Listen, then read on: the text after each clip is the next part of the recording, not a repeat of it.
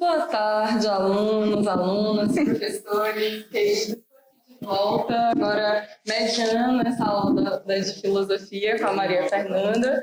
Nós estaremos discutindo um tema muitíssimo interessante, que é sobre a teorias do Estado, socialismo, anarquismo e liberalismo. E trataremos nessa aula da habilidade identificar e discutir problemas do Estado brasileiro. E o conteúdo referente à habilidade será teorias do Estado, socialismo, anarquismo e liberalismo. Agora eu passo a palavra para a Maria Fernanda e todos uma boa aula. Obrigada, linda. Pessoal do Primeiro Médio, é um prazer muito grande poder estar de volta com vocês. Saibam que eu senti a falta de vocês na semana passada, quando não nos encontramos, por conta desse período de pausa, mas eu senti a falta de vocês e, para mim, é um grande prazer poder retomar os nossos encontros.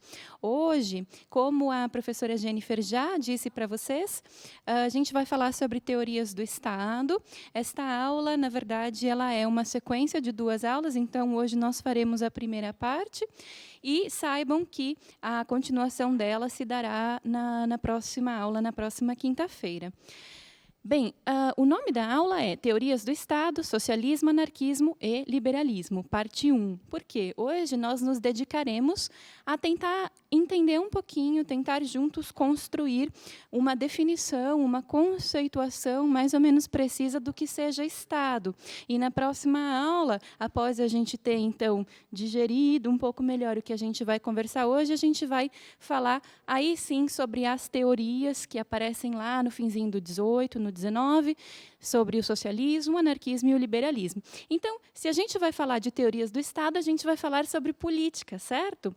E, para a gente falar sobre política, acho que é legal a gente fazer assim uma abertura, trazendo 2 autores que me são extremamente caros, e são muito caros também a todos aqueles que se dedicam a estudar as humanidades de uma forma geral, porque são autores que contribuíram grandemente para a história do pensamento político. Está aí na tela para vocês.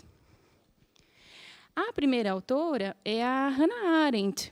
Ela foi uma alemã, ela nasceu no ano de 1906 e falece em 1975. Ela nasceu na Alemanha, por motivos políticos, ela teve que se mudar para os Estados Unidos, então, quando ela falece, ela já está nos Estados Unidos, já estava morando nos Estados Unidos. Essa obra, eu falei, bom, ela nasceu em 1906 e faleceu em 75. E aí, quem é atento deve ter pensado, nossa, mas como assim? Se ela faleceu em 75, como que você está trazendo uma obra de 93, né? Porque o que acontece? Depois que a Hannah Arendt faleceu, uma grande amiga dela ficou responsável por cuidar do espólio da Hannah Arendt. O espólio, gente, são aqueles bens materiais que ficam depois do falecimento de um indivíduo. Então, essa amiga encontrou no espólio da Hannah Arendt diversos escritos que não haviam sido publicados e escritos assim absolutamente preciosos. Ela reúne esses escritos e os publica sob o título O que é política, né? E neste O que é política, a Hannah Arendt ela vai passar para a gente, contar um pouco para a gente qual é o posicionamento dela a respeito da política entendida como um conceito bem amplo, bem generalista, né? E aí ela diz assim, olha, tem muita gente que odeia a política. Tem muita gente que bota a culpa de tudo de ruim que acontece no mundo na política. E esse discurso extremamente preconceituoso contra a política se agravou muito, disse a Hannah Arendt, depois da bomba atômica, né? Então, assim, as pessoas dizem, a bomba atômica só surgiu por causa da política, porque, bom, as guerras, no fundo, elas são todas políticas, né? Se a gente for parar para analisar, as guerras são todas políticas. Então, a política é a responsável pela construção, pela elaboração da bomba atômica, pela explosão da bomba atômica. E se a gente varrer a política da face da Terra, nós varreremos também todos os malefícios que a política traz no seu bojo, no seu âmago. E aí ela diz assim, puxa, triste ilusão padecem aqueles que compartilham dessa visão. Por quê? na visão dela, sabe o que vai acontecer com a gente se a gente simplesmente resolvesse abolir a política e tudo que diz respeito à política? Nós acabaríamos, diz a Hannah Arendt, dominados por alguma espécie de autocracia, alguma espécie de força individual que se sobreporia a todos nós, e sem a política a gente sequer teria voz para se opor a esta força dominadora. Então, se por um lado, a Arendt continua, se por um lado a política traz, sim, bom, inúmeras coisas, inúmeros malefícios, né, como a gente pode, ela cita a bomba atômica, a gente poderia pensar em vários outros. Por outro, ela diz, sem a política, tampouco a gente conseguiria viver numa sociedade em que se cogitasse pensar em igualdade, pensar em harmonia social, né? Então, o posicionamento dela é o seguinte, olha, política, ruim com ela, pior sem ela. Né? Ela vai mais ou menos vai palmilhando assim, esse trajeto nessa obra, o que é política. E um pouquinho semelhante, assim, da gente estar fazendo um esquenta para começar a falar efetivamente sobre Estado. Né? De forma mais ou menos semelhante a Hannah Arendt, vem um italiano, o Antonio Gramsci. Eu, particularmente, já perdi as contas de quantas vezes eu citei o Gramsci em diferentes aulas, em diferentes contextos, em diferentes temas, porque ele foi realmente muito prolífico. Foi um italiano e, no ano de 1917, ele publica um pequeno textinho, bem pequeno mesmo. Olha o tamanhinho, ó. Uma página, né? Uma folha. 2 páginas. Né? E nesse textinho, Os Indiferentes, o Gramsci ele diz o seguinte, precisamos conversar sobre política. Né? Precisamos falar sobre política. Por quê? E aí cito a letra do autor. Porque a indiferença é o peso morto da história. Olha o diagnóstico que o Gramsci está fazendo. A indiferença é o peso morto da história.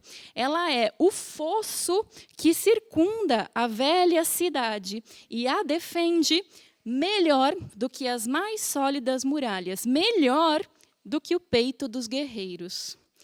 A indiferença atua poderosamente na história. Atua passivamente, admita-se, mas atua.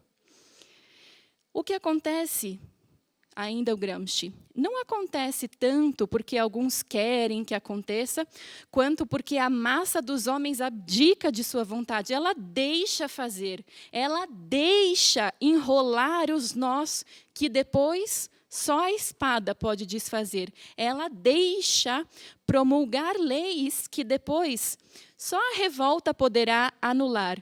Ela deixa subir ao poder homens que depois só uma sublevação poderá derrubar, como a gente viu nas quedas sucessivas das monarquias na Europa.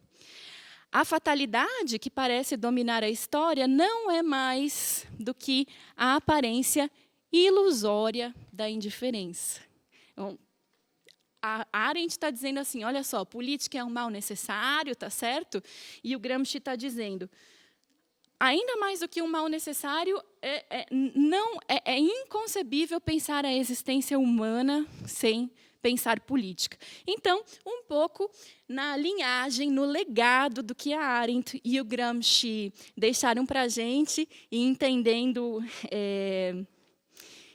que a gente consegue juntos palmilhar este caminho, a gente vai começar a falar sobre Estado. E para a gente começar a falar sobre isso, eu coloquei uma questãozinha aí na tela para vocês. A questão diz assim, como você definiria Estado? Percebam que eu coloquei Estado com E maiúsculo. Isto não é um acaso, mas a gente vai conversar sobre isso daqui a pouquinho. Eu penso que em 2 minutos vocês conseguem oferecer algumas respostas bem legais. A gente se encontra já já, gente.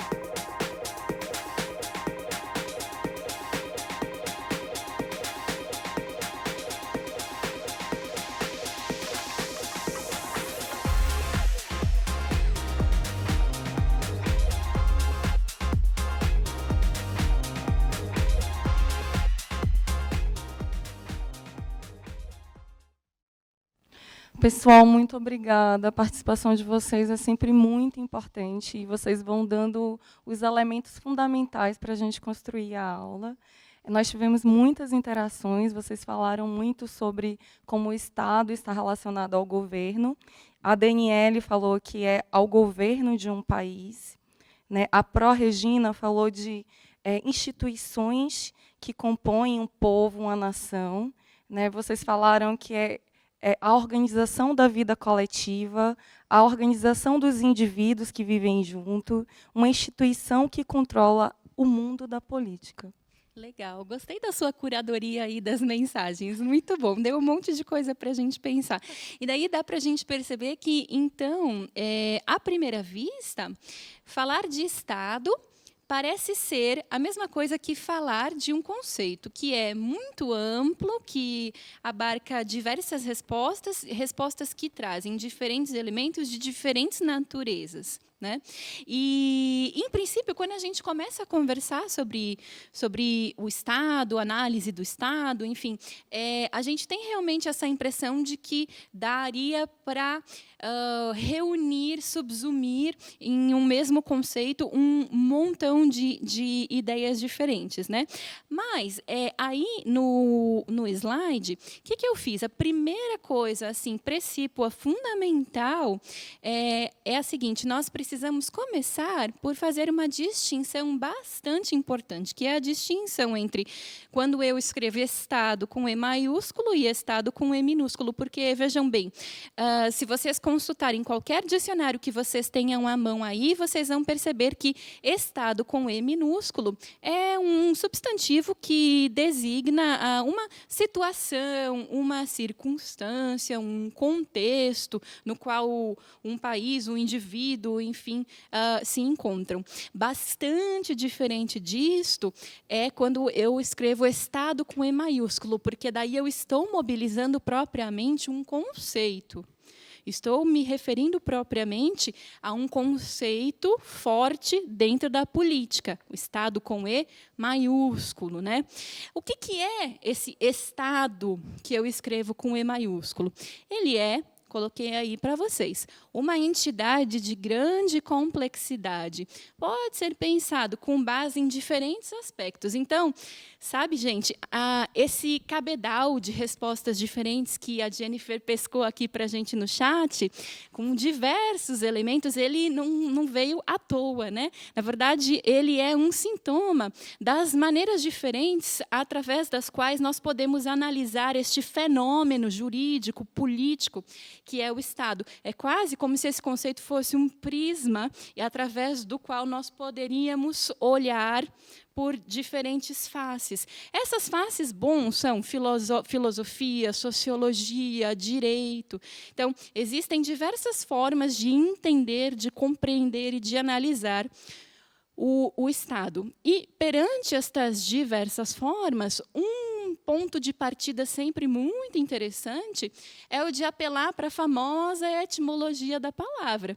Etimologia da palavra, eu me pergunto, se de todas as aulas que eu dei aqui no Centro de Mídias, eu me pergunto se teve alguma aula que eu não fiz a etimologia da palavra, porque ela é como se fosse uma lanterna na escuridão. Quando eu não conheço muito bem o significado de um determinado termo, se eu apelar para a etimologia, é batata. Ela vai trazer elementos que vão iluminar o entendimento desse termo. E aí, quando eu faço a etimologia da palavra Estado, etimologia é a ciência que estuda a origem das palavras, né? Quando eu faço a etimologia da palavra Estado, vejam o que aparece aí. Ela vem do latim. Isso não é surpresa nenhuma, dado que a língua portuguesa é uma língua derivada do latim. E ela vem do termo latino status.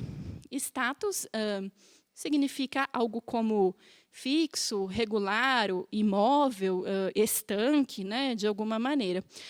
Mas, apesar desta etimologia, saibam que, ao longo da história, nem sempre a palavra Estado foi utilizada, foi mobilizada da mesma maneira. Ela já teve diferentes formas de ser compreendida e já teve diferentes significados. Se a gente retroagir historicamente, por exemplo, lá para a Grécia Antiga, quando havia cidades-estado, a gente vai perceber que o conceito de Estado que aparecia lá, naquele momento histórico, era bastante diverso do conceito de Estado com o qual nós vamos trabalhar hoje. E qual é o conceito de Estado que eu tenciono apresentar para vocês hoje? É o conceito moderno de Estado. É o que aparece com as teorias do Estado moderno. E aí eu pus aí 4 nominhos para vocês, que são assim nomes-chave para a gente começar a entender essas teorias do Estado moderno.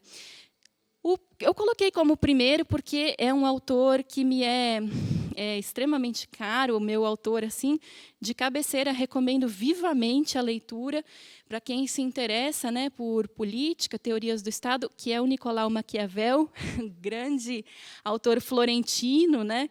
Teve uma vida assim digna de nota mesmo. Qualquer dia, se a gente tiver um tempinho, eu me disponho a contar para vocês a vida do Nicolau Maquiavel, porque tem coisas interessantíssimas. O Maquiavel conta a anedota que ele teria sido o primeiro autor a utilizar, a grafar em uma obra a palavra Estado. Mas um outro autor italiano, só que muito mais recente, porque o Maquiavel é lá do século XVI, né? Um outro autor, só que muito mais recente, chamado Norberto Bobbio, mas também italiano, ele disse assim, opa, calma lá, porque, na verdade, segundo os meus estudos aqui, não foi, eu gostaria que fosse, mas não foi o Maquiavel que primeiro manipulou, primeiro apresentou em uma obra a palavra Estado. Ele localiza esse primeiro uso, né, o Norberto Bobbio localiza esse primeiro uso na obra A Arte da Guerra, do Sun Tzu. Né?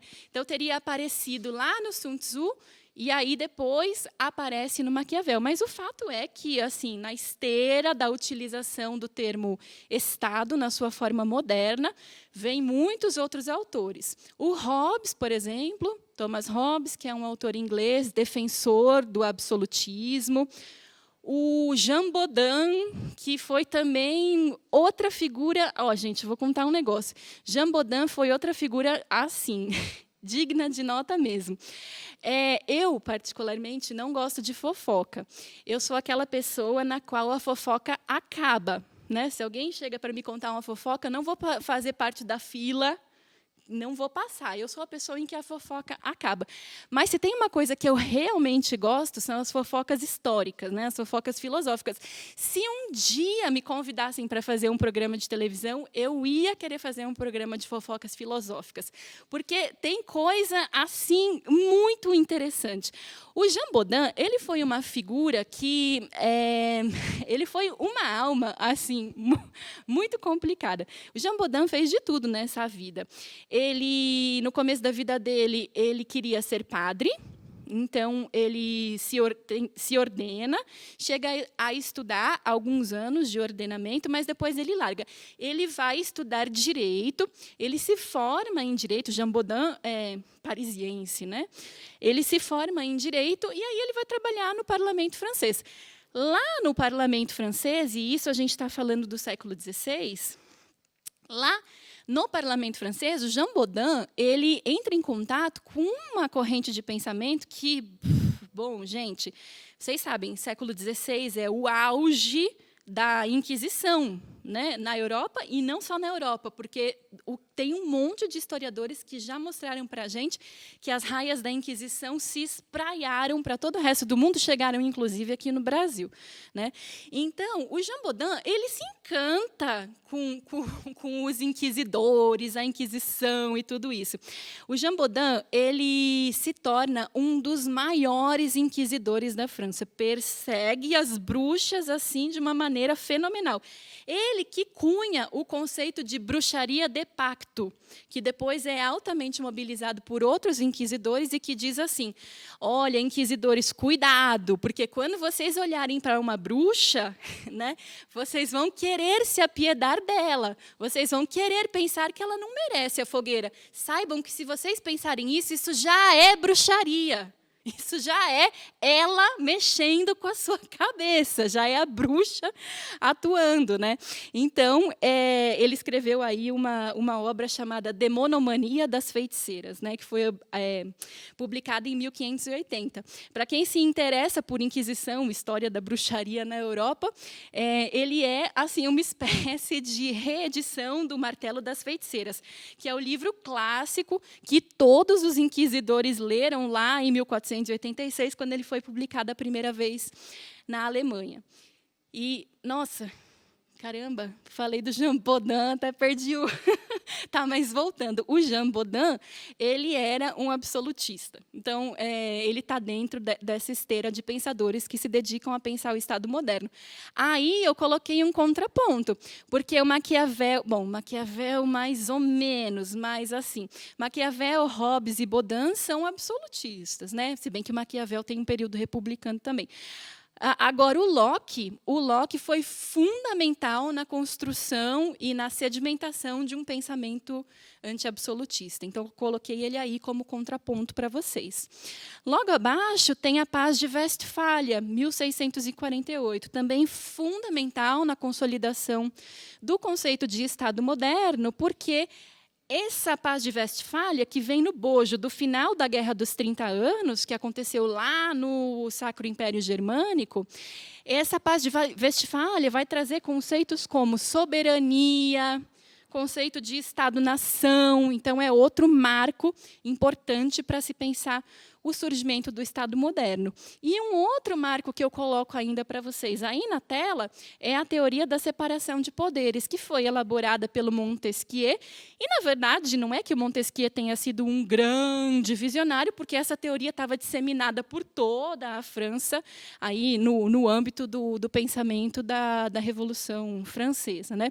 Mas o Montesquieu, ele diz o seguinte: se nós queremos ter um Estado que não abuse do seu poder, nós não podemos admitir a existência de um único poder exercido por um único indivíduo. Precisamos tripartir este poder de forma que ele seja exercido em 3 diferentes instâncias e que uma regule a outra. Essa é a teoria da tripartição dos poderes do Montesquieu.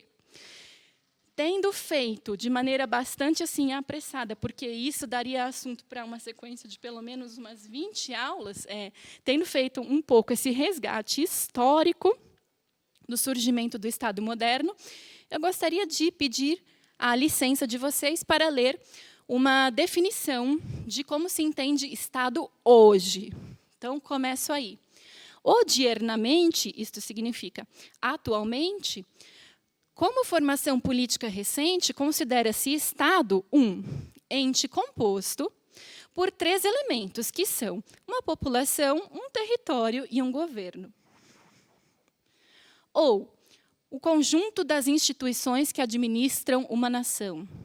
Ou ainda, o organizador da coletividade e dos serviços públicos. Ou ainda, uma ordem jurídica com poder soberano, cujo objetivo maior é o bem comum de um povo em certo território, entre outras possíveis definições. Porque eu já contei para vocês que Estado é prisma. Aliás, não só Estado, gente, tudo que é criação humana é prisma. Tudo a gente pode olhar através de diferentes vieses, né? E aí, no final, então, dessa telinha, coloquei mais uma perguntinha que eu gostaria muito de poder contar com a colaboração, com a gentileza de vocês, se puderem nos oferecer no chat uma resposta para a pergunta: o que você entende por república? Você acha que 2 minutinhos dá? Arrasar em 2 minutos. Eu tenho certeza. Vamos embora? Vamos.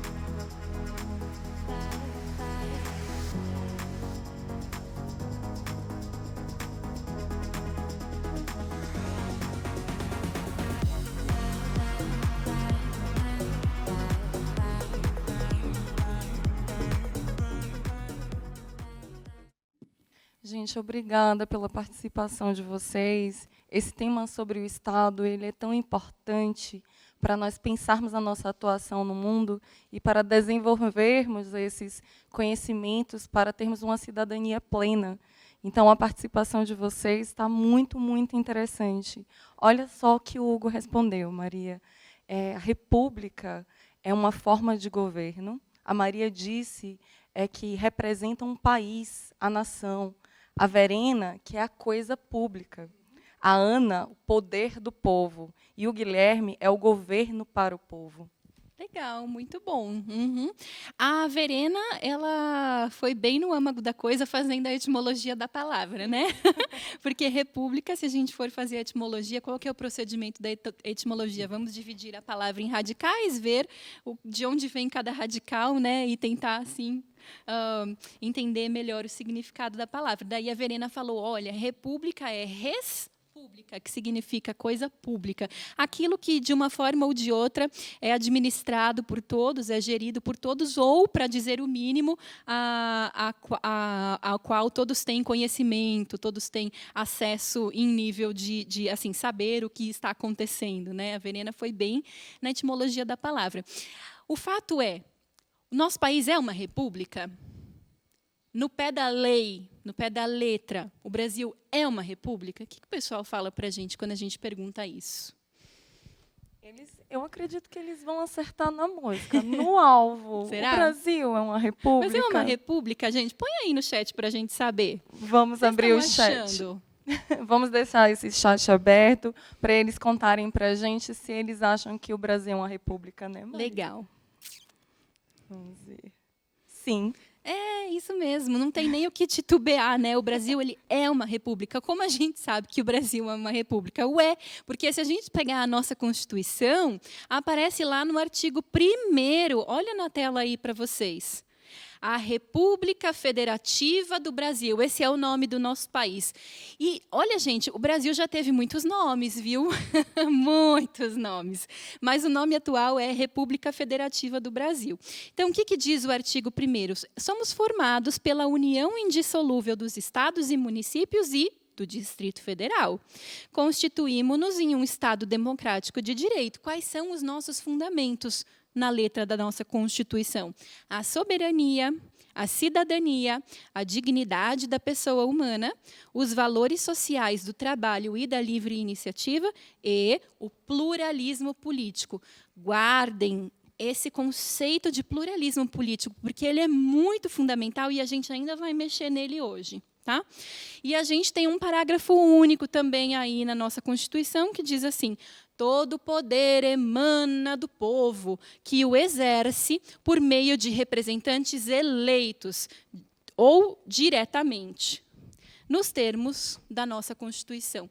Nossa Constituição foi promulgada, como vocês sabem, depois da ditadura militar, no ano de 1988. E no artigo 2º, como aparece aí na tela para vocês, tenho certeza que vocês vão lembrar do Montesquieu, porque o artigo 2º é o que apresenta o seguinte: são poderes da União independentes e harmônicos entre si, o legislativo, o executivo e o judiciário.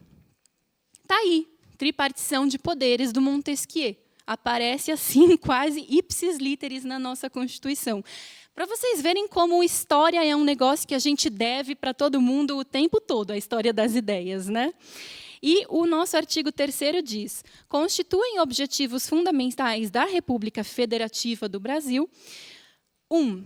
Construir sociedade livre, justa e solidária. Gente, esse é o primeiro objetivo fundamental do nosso país, escrito na letra da Constituição. Construir sociedade livre, justa e solidária. 2. Garantir desenvolvimento nacional. 3. Erradicar a pobreza. Erradicar a pobreza é um objetivo fundamental do nosso país.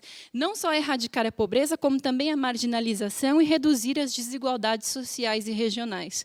E promover o bem de todos, sem preconceitos de origem, nem de raça, nem de sexo, nem de cor, nem de idade, e nem de quaisquer outras formas de discriminação.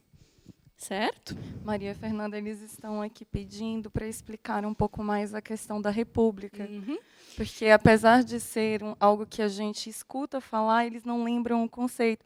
Eles pensam assim, né? A coisa pública. Mas como é que se traduz a coisa pública? Legal. Eu não me foquei muito nesse tema, porque a gente vai abordá-lo no nosso próximo encontro. Então, no nosso próximo encontro, a gente já vai começar conceituando república. Mas, para a gente continuar assim no fio da nossa aula, para vocês não se sentirem perdidos em algum momento, entendam república da maneira como a etimologia da palavra traz. Entendam república como um sistema político em que a coisa pública, em que existe o conceito de coisa pública. Porque se a gente pensa, por exemplo, numa monarquia, o conceito de coisa pública nem existe, porque o poder é todo pertencente ao rei.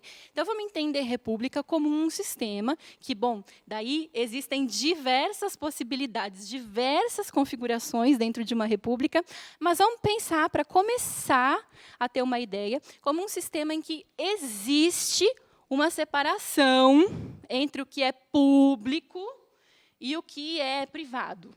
Vamos colocar dessa maneira, tudo bem? E depois a gente vai refinando um pouquinho mais esse conceito na próxima aula. Joia? Quero ouvir vocês mais um pouquinho. Temos aí 2 questões na telinha, e elas dizem assim: 1. Quais são os problemas do Estado brasileiro que são mais aflitivos para você? E 2, o que você identifica como positivo no Estado brasileiro? 1 minutinho, a gente já volta.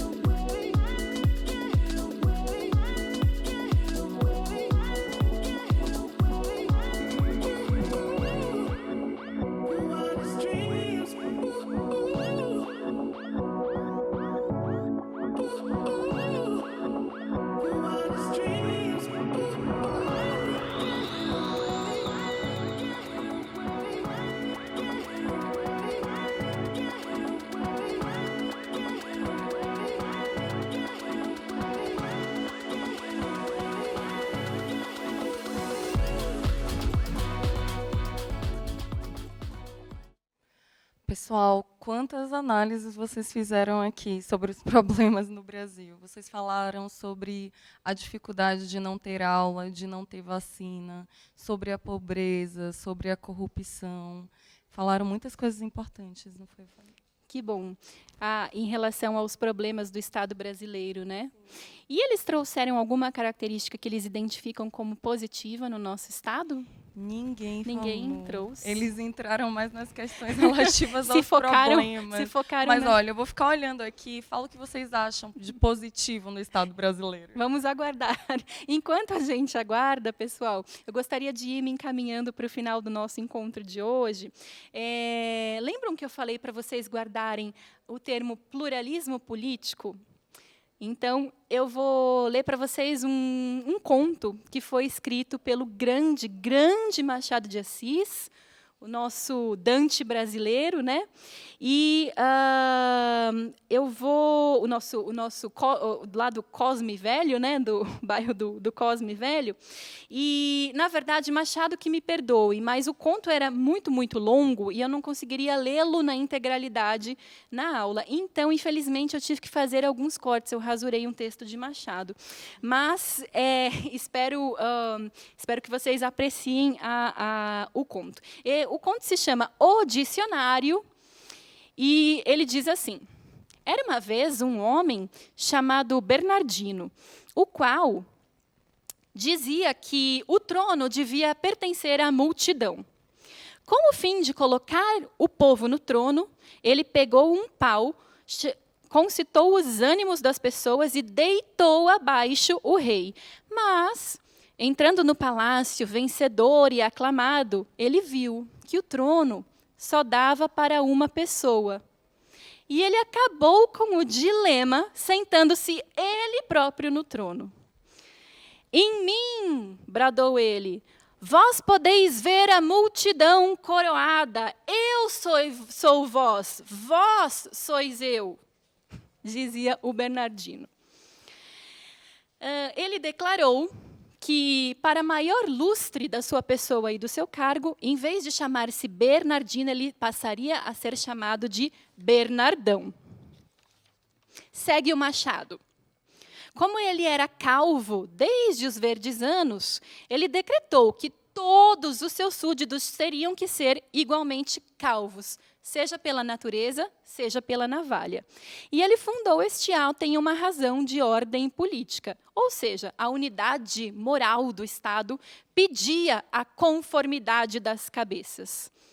Não faltavam noivas ao rei, mas nenhuma lhe agradou tanto como a moça estrelada, que era bela, rica e ilustre.